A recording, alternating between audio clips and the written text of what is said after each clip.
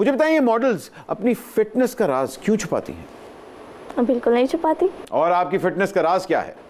मेरी फिटनेस का ये राज है कि कोई राज नहीं है। सवेरे उठते नाल ही नान चने, दोपहर ਨੂੰ सिरी पाए ते रात ਨੂੰ फलूदा।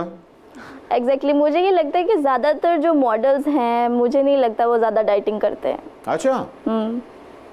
बस उनकी फिजिक्स अल्लाह ताला की तरफ से ऐसी है और उनको लगता है कि बस ठीक है इसलिए हम ये कर सकते हैं और वो कर लेते हैं।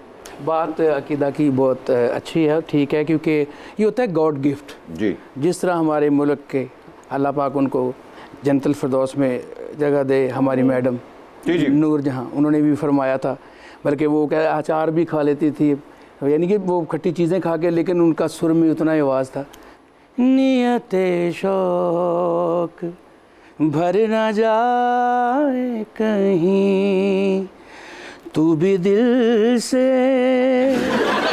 उतर न जाए कहीं, नियते शौक भर न जाए कहीं।